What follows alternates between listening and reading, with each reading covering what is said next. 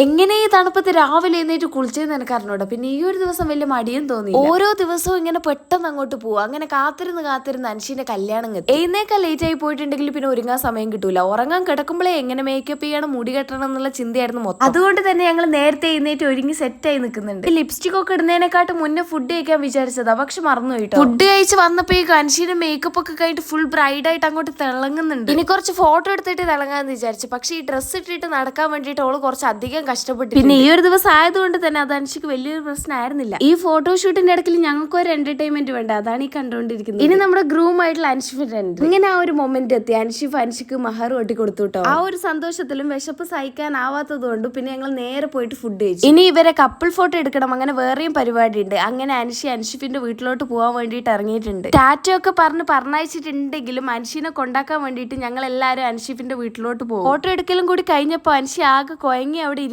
കേട്ടോ. അവിടെ എത്തിയപ്പോ കോഫി സാൻഡ്വിച്ചും തന്നു. ബിരിയാണി കഴിച്ചിട്ട് അധികം സമയം ആവാത്തത് കൊണ്ട് തന്നെ ഇത് മൊത്തം കഴിക്കാൻ പറ്റിയില്ല. ആ ഒരു വിഷമം. ലാസ്റ്റ് അൻഷീനെ അവിടെ ആക്കി യാത്ര പറഞ്ഞ് ഞങ്ങൾ ഇറങ്ങിയിട്ടുണ്ട് കേട്ടോ.